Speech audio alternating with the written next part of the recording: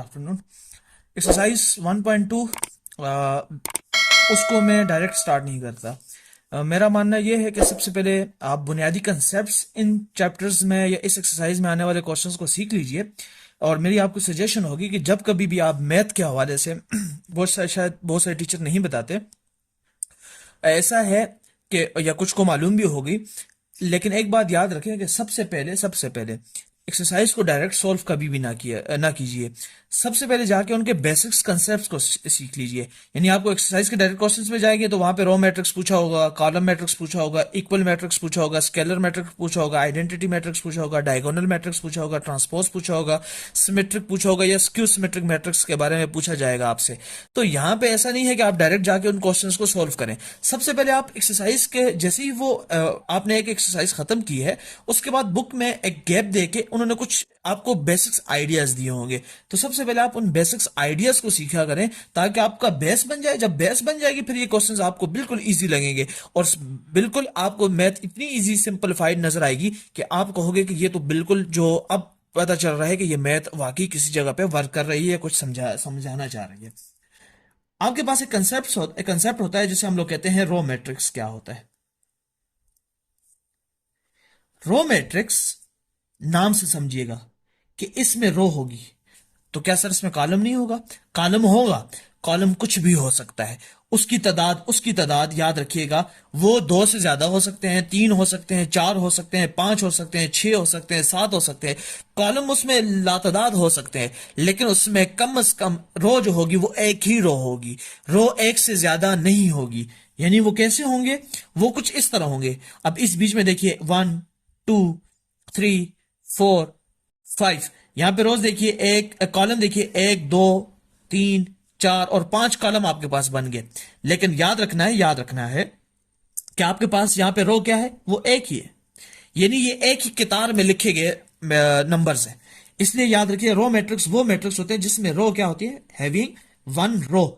इसके अंदर जो रो होगी वो वन होगी और कॉलम इसमें कई भी बहुत ज्यादा हो सकते हैं। कॉलम का इश्यू नहीं है, कॉलम ज्यादा भी हो सकते हैं, लेकिन ये याद रखना है कि जो इसमें बेसिक पॉइंट है वो आपको ये याद होना चाहिए कि इसमें एक रो होगी। फिर आ जाता है आपके पास कॉलम मैट्रिक्स।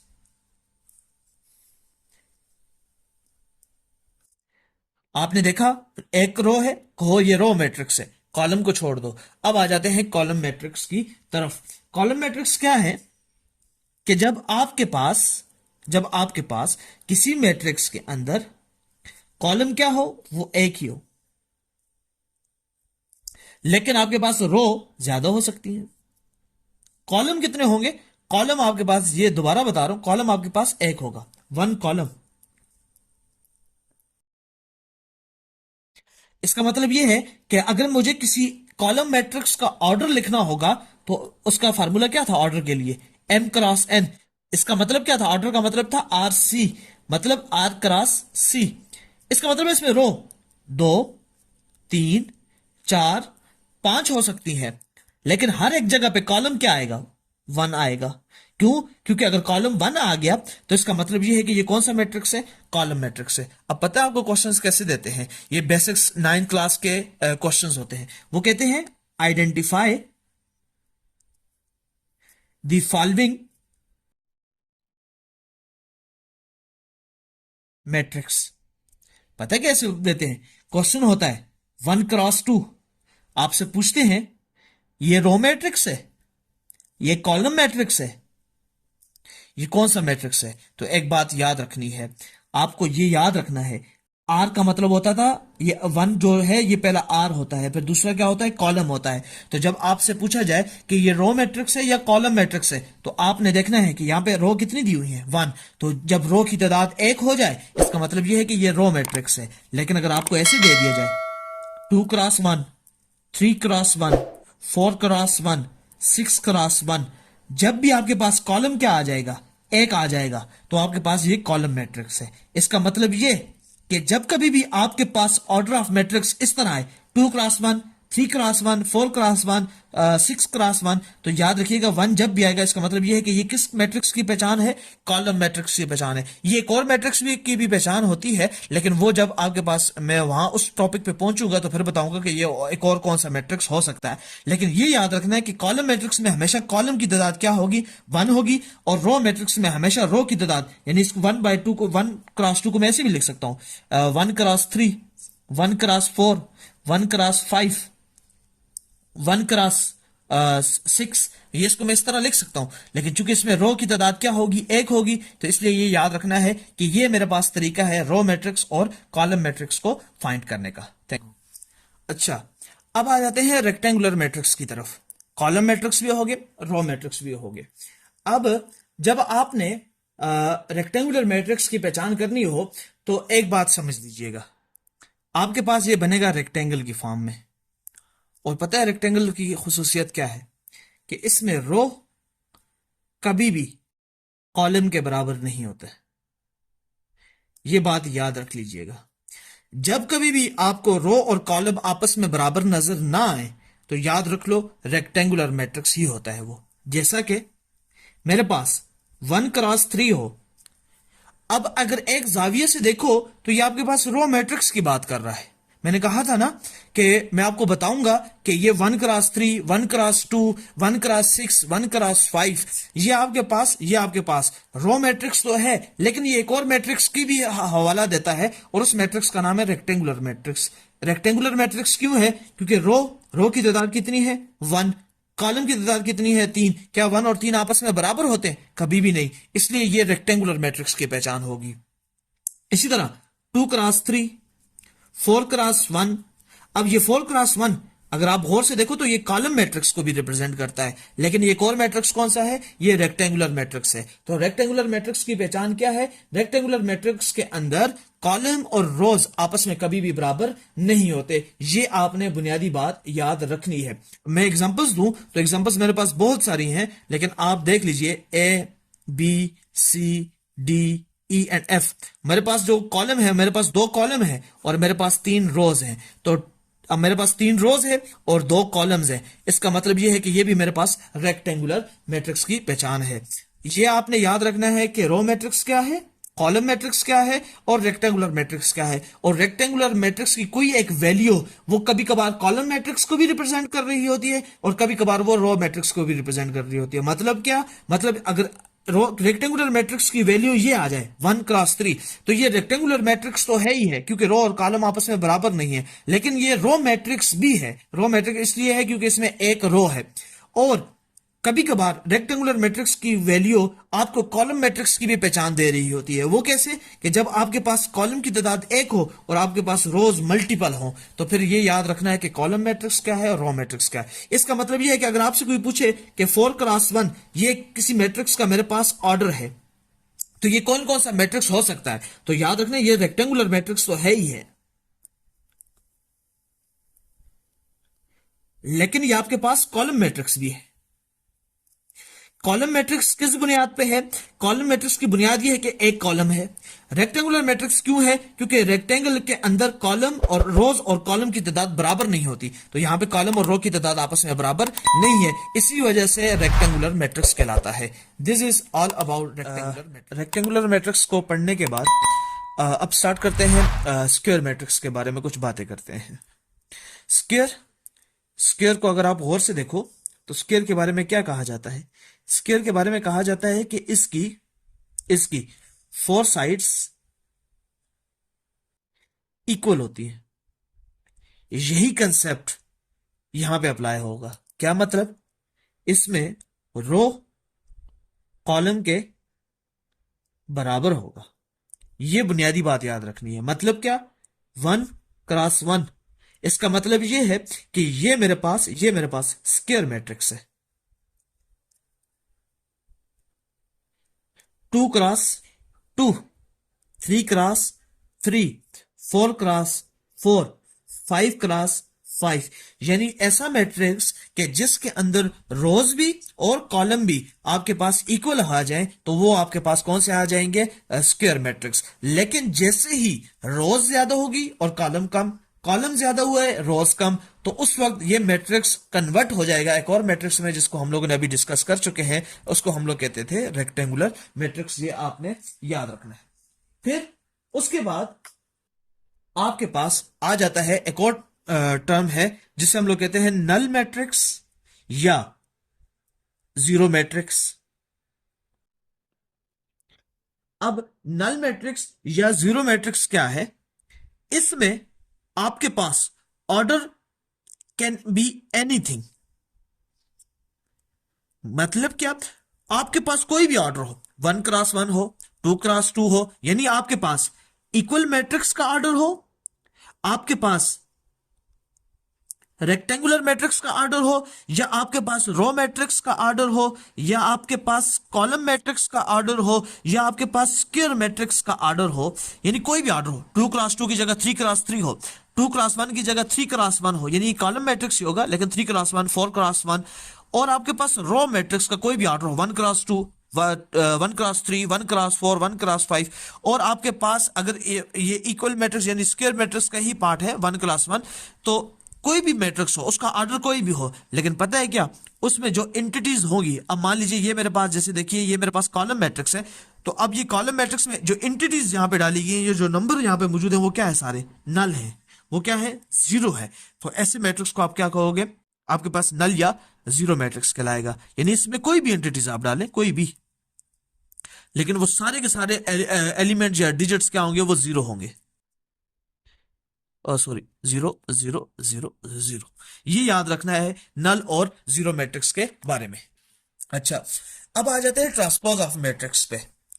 मान लीजिए आपके पास कोई मैट्रिक्स है। अब मैट्रिक्स आपके पास रेक्टेंगुलर मैट्रिक्स हो, स्क्वायर मैट्रिक्स हो, रो मैट्रिक्स हो, या कॉलम मैट्रिक्स हो, कोई भी मैट्रिक्स हो, मैं ले रहा हूं, मैं अपनी आसानी के लिए ले रहा हूं स्क्वायर मैट्रिक्स। ये मेरे पास एक स्क्वायर मैट्रिक्स आ जाता है। क्यों? क्योंकि इसका ऑर्डर क्या है? 2x2, यानी इसके अंदर दो रोज हैं, दो कॉलम्स हैं। जब रोज और कॉलम की तादाद बराबर हो जाए तो वो हमारे पास कौन सा मैट्रिक्स था? स्क्वायर मैट्रिक्स था। अब मुझे कहे ट्रांसपोज का पता है मतलब क्या है? आसान अल्फाज में ट्रांसपोज का मतलब ये है, आप इसकी रो को उठाओगे और इस रो को कॉलम की सूरत में लिखोगे। मान लीजिए आपके पास रो कैसे लिखी हुई थी? ये आपके पास रो लिखी हुई है 2x2 लिखी हुई है, ये रो मैंने लिख ली। इसको कॉलम में लिखोगे तो कैसे लिखोगे? ये वाला 2 और इसको नीचे, इसके नीचे लिख लोगे। तो इसका मतलब ये है कि आपने एक रो को कॉलम में तब्दील कर दिया। इसी तरह ये आपके पास एक और रो है, इसको भी आपने कॉलम में लिखना है। कॉलम में कैसे लिखोगे? -3 -1। तो आपने क्या किया? बेसिकली ट्रांसपोज ऑफ मैट्रिक्स में होता क्या है कि आप रो को कॉलम में कन्वर्ट कर देते हो, या इन दोनों में से कोई एक बात आप कर दो, या आप कॉलम को रो में कन्वर्ट कर दो। अब देखो, जैसे ये कॉलम है, मेरे पास कॉलम क्या है? इस तरह ये देखिएगा, मेरे पास कॉलम था, कॉलम नंबर 1, वो क्या है? 2 -3। अगर मैं इसको रो में लिखना चाहूं तो रो में कैसे लिखूंगा? मैं इसको लिखूंगा 2 -3। तो मैंने क्या किया? एक कॉलम को मैंने एक रो में कन्वर्ट कर दिया। ये कॉलम था और उसी को मैंने रो में कन्वर्ट कर दिया, और इसी चीज का नाम ट्रांसपोज ऑफ मैट्रिक्स है। अब जरा इसको देखिएगा, मैं कर रहा हूं ट्रांसपोज, और ट्रांसपोज के लिए आप सिंबल यूज करोगे स्मॉल टी। ए ट्रांसपोज जब आपने ये यूज कर दिया, इसका मतलब ये है कि आपने ए मैट्रिक्स को आप उसका रो और कॉलम में कन्वर्ट कर दिया है। ये नहीं है कि आप पहले ट्रांसपोज लिखोगे, उसके बाद दोबारा वही सेम मैट्रिक्स को दोहराओगे, उसके बाद आप ट्रांसपोज निकालोगे। नहीं, आपने जब लिख लिया कि आपने एक मैट्रिक्स का ट्रांसपोज निकाला है, तो फिर आप पता है क्या करोगे? आप रो को कॉलम में, और कॉलम को आप किस में कन्वर्ट कर दोगे? रो में कन्वर्ट कर दोगे। कैसे कन्वर्ट करोगे? अब देखो, ये मेरे पास रो है, इस रो को कॉलम में कन्वर्ट करो तो 2, और ये भी मेरे पास दूसरी रो है, इसको भी आप कॉलम में कन्वर्ट करो तो -3 -1। ये आपके पास एक सिंपल मेथड है ट्रांसपोज ऑफ मैट्रिक्स को समझने का। Thank you. अच्छा, अब आ जाते हैं नेगेटिव ऑफ मैट्रिक्स के बारे में बात करने के लिए।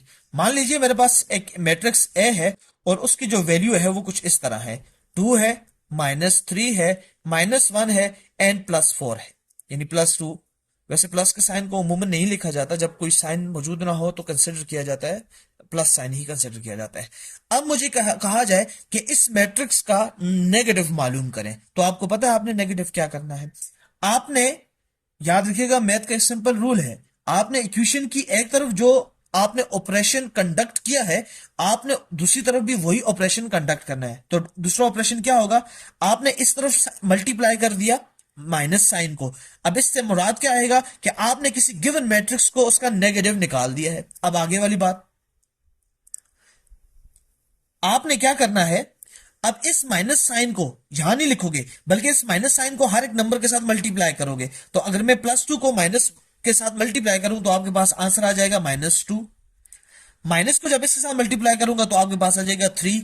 और आपके पास अगर माइनस को मैं इसके साथ मल्टीप्लाई करूंगा तो आपके पास आ जाएगा 1। और आपको जब इसके साथ करूंगा तो -4। अब इसकी आसान तरीके, ये आपके पास आ गया आंसर कि नेगेटिव मैट्रिक्स ये है। अब आपको एक सिंपल सी ट्रिक बताऊं, जब भी आपसे कहा जाए कि नेगेटिव मैट्रिक्स मालूम करें तो आपने काम करना है, आपने सबसे पहले वो जो अल्फाबेटिकली आपके पास रिप्रेजेंटेशन किसी मैट्रिक्स की दी हुई होगी, आपने उसके साथ माइनस का साइन लगाना है।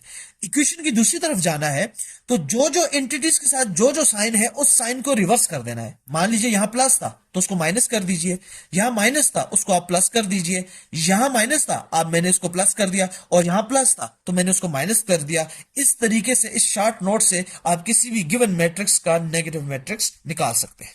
अच्छा, अब आ जाते हैं डायगोनल मैट्रिक्स की तरफ।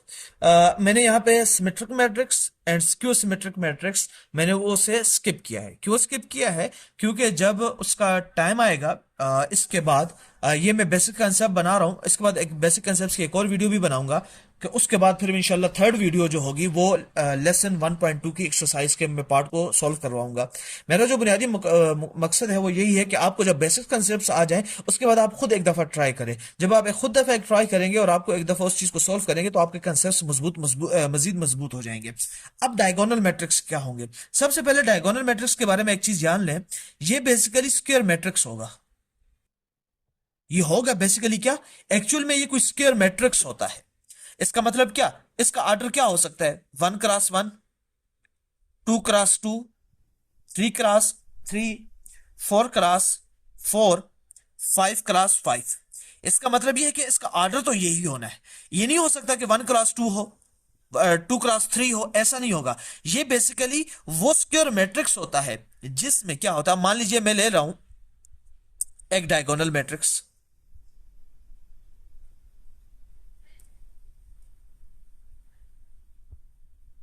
अब डायगोनल मैट्रिक्स क्या है, डायगोनल मैट्रिक्स वो स्क्वायर मैट्रिक्स होता है कि जिसके डायगोनल में मौजूद एंटिटीज, ये डायगोनल है, इसमें से एक एंटिटीज क्या होगी, यानी कि मिनिमम इसमें 1 एंटिटीज यानी 1 डिजिट 1 नंबर, वो याद रखिएगा आपके पास नॉन जीरो होगा। ये बुनियादी बात आपने याद रखनी। मतलब क्या, नॉन जीरो का मतलब यह है कि वो अदर देन जीरो होगा। अब अगर आप होल नंबर को रिकॉल करें, होल नंबर में कौन से नंबर आते हैं, 0, 1, 2, 3, 4, 5, 6, 7, 8, 9 एंड सो ऑन। अब इससे मुराद क्या, यानी कि अगर ये होल नंबर हो तो उस होल नंबर में से आप 0 को निकाल दो, बाकी कोई भी नंबर हो सकता है।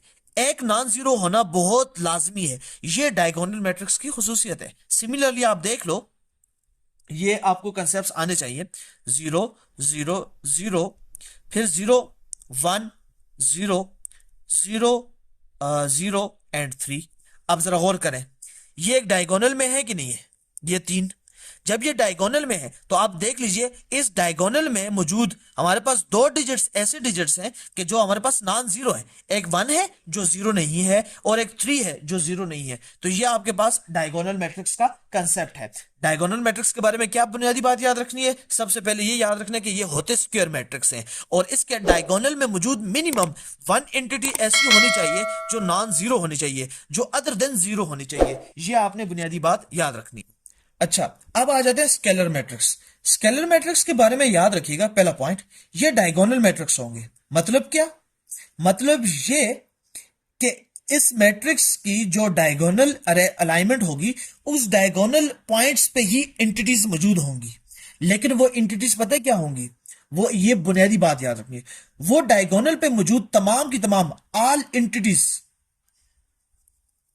यानी जितने भी नंबर होंगे वो सेम होंगे। All entities are same. मुराद क्या, मान लीजिए 2 0 0 2। अब देख लीजिए ये डायगोनल मैट्रिक्स है कि नहीं है। डायगोनल मैट्रिक्स की खुसूसियत क्या थी, डायगोनल पे जो एंटिटीज होंगी वो अदर देन जीरो है। ये अदर देन जीरो तो है ही है, अदर देन जीरो तो है, लेकिन आप एक बुनियादी बात समझिएगा, ये जो एंटिटीज है ये सेम है, लेकिन ये याद रखिएगा ये जीरो नहीं हो सकती और ये वन नहीं हो सकती, ये याद रखना है। अगर तो ये जीरो हुई, अगर मान लीजिए सारी की सारी एंटिटीज जीरो हो जाए, जैसा कि यहां पे देख लीजिए, ये मैं 2 की जगह डाल देता हूं जीरो, आगे फिर भी जो जीरो है जीरो, और इस 2 की जगह भी जीरो। अब ये स्केलर मैट्रिक्स या डायगोनल मैट्रिक्स नहीं होगा, अब ये नल मैट्रिक्स है। क्योंकि नल मैट्रिक्स में मैंने कहा था कि चाहे आपके पास कोई भी ऑर्डर आ जाए, अगर तमाम की तमाम एंटिटीज जीरो होगी तो वो हमारे पास कौन सा मैट्रिक्स होगा, वो हमारे पास जो है तो नल मैट्रिक्स होगा। लेकिन अब ये कौन सा मैट्रिक्स है, ये हमारे पास एक स्केलर मैट्रिक्स है। तो स्केलर मैट्रिक्स के अंदर डायगोनल पे एंटिटीज मौजूद होंगी, लेकिन वो डायगोनल पे मौजूद एंटिटीज जो है वो ये याद रखना है, वो डायगोनल्स पे मौजूद एंटिटीज वो जीरो नहीं हो सकती। क्यों नहीं हो सकती, क्योंकि वो तो नल मैट्रिक्स की बात बना देगा। वन क्यों नहीं हो सकता, इसके बाद एक मैट्रिक्स की टाइप को डिफाइन करूंगा, क्योंकि वो मैट्रिक्स आइडेंटिटी मैट्रिक्स कहलाता है। इसलिए स्केलर मैट्रिक्स के बारे में क्या याद रखेंगे कि अच्छा यार ये तो एक डायगोनल मैट्रिक्स है, और इसकी दूसरी खुसूसियात ये होंगी कि इसके डायगोनल पे मौजूद जो एंटिटीज होंगी वो एंटिटीज सेम आएंगी। अब दूसरी देख लीजिए, ये कंसेप्ट इंपॉर्टेंट है, जैसा कि 2 2 2, बाकी सब 0 0, ये बाकी सब आप जीरो लगाओगे। इसके डायगोनल पे आप देख लीजिए सारे के सारे नंबर सेम है। सिमिलरली ये ऐसे भी हो सकता है के के के, बाकी सब आप जीरो कंसिडर करोगे, बाकी सब जीरो। अब डायगोनल पे मौजूद जो एंटिटीज है वो एंटिटीज क्या है, आपके पास सेम है। ये आपके पास स्केलर मैट्रिक्स की पहचान है। अच्छा, अब आ जाते हैं आइडेंटिटी मैट्रिक्स। आइडेंटिटी मैट्रिक्स जिस मैट्रिक्स की पहचान है उसके साथ लिखा जाता है आई, कि ये हमारे पास कौन सा मैट्रिक्स होगा, ये हमारे पास होगा आइडेंटिटी मैट्रिक्स। अब आइडेंटिटी मैट्रिक्स की पहचान क्या है, कि ये डायगोनल मैट्रिक्स ही होता है, लेकिन इसके डायगोनल पे मौजूद जो एंटिटीज होंगी वो एंटिटीज 1 होंगी, वो 0 नहीं होंगी, वो 2 नहीं होंगी, वो 3 नहीं होंगी, वो 4 नहीं होंगी, वो कोई नंबर नहीं हो सकता एक्सेप्ट 1। यानी कि यहां पे डायगोनल पे मौजूद जितनी भी एंटिटीज होंगी, जितने भी नंबर्स होंगे, वो नंबर एक ही होगा, और वो नंबर कौन सा होगा, 1 ही होगा। ये आइडेंटिटी मैट्रिक्स की पहचान है। अब आ जाते हैं, कंक्लूड करते हैं अभी तक जो आपने पढ़ा है। रो मैट्रिक्स क्या होगा, कि जिसमें एक रो होती है। कॉलम मैट्रिक्स कौन सा होता है, जिसमें एक कॉलम होता है। आपके पास रेक्टेंगुलर मैट्रिक्स क्या होता है, कि जिसमें रो और कॉलम आपस में बराबर नहीं होते। आपके पास स्क्वायर मैट्रिक्स कौन सा होता है, ये वो मैट्रिक्स होता है जिसमें रोज और कॉलम आपस में बराबर हो। आपके पास डायगोनल मैट्रिक्स कौन सा होता है, डायगोनल मैट्रिक्स वो मैट्रिक्स होता है, ये वो स्क्वायर मैट्रिक्स होता है, कि जिसके डायगोनल पे आपके पास एंटिटीज मौजूद होंगी। डायगोनल पे एंटिटीज सेम भी हो सकती हैं, डिफरेंट भी हो सकती हैं, लेकिन ये डायगोनल पे क्या होंगी, एंटिटीज मौजूद होंगी। बाकी तमाम की तमाम एंटिटीज क्या होंगी, जीरो होंगी। फिर आपने पढ़ा, आपके पास आइडेंटिटी मैट्रिक्स क्या होता है, कि ये वो डायगोनल मैट्रिक्स होता है, कि जिस डायगोनल मैट्रिक्स के डायगोनल पे 1 होता है, 1 के अलावा कोई नंबर नहीं होता। आपने पढ़ा नल मैट्रिक्स क्या होता है, कि जिसकी तमाम की तमाम एंटिटीज क्या होती हैं, वो जीरो होती हैं, चाहे वो रो मैट्रिक्स हो, कॉलम मैट्रिक्स हो, स्केलर हो, रेक्टेंगुलर हो, कोई भी एक्स वाई जेड मैट्रिक्स हो। लेकिन उसकी आपने ये याद रखना है कि उसके अंदर जो है तो वो एंटिटीज होती है वो जीरो होती है। और लास्ट वन आपने पढ़ा, इसका जो एक बुनियादी आखिरी पार्ट है वो आपने पढ़ा स्केलर मैट्रिक्स। तो स्केलर मैट्रिक्स के बारे में आपने ये याद रखना है, स्केलर मैट्रिक्स के बारे में, ये स्क्वायर मैट्रिक्स है और ये स्केलर मैट्रिक्स। स्केलर मैट्रिक्स के बारे में याद रखना है कि इसके डायगोनल पे एंटिटीज तो मौजूद होंगी, कोई एंटिटीज मौजूद होगी, लेकिन वो एंटिटीज 0 नहीं हो सकती, वो एंटिटीज 1 नहीं हो सकती। अदर देन दीज 2 नंबर्स कोई भी हो सकता है, यानी 9 भी हो सकता है, 8 भी हो सकता है, 7 भी हो सकता है, लेकिन दोनों सेम होंगी। ये आपका कंक्लूजन है कि आपके पास row, column, rectangular, square, diagonal, identity, null and scalar matrix क्या होते हैं।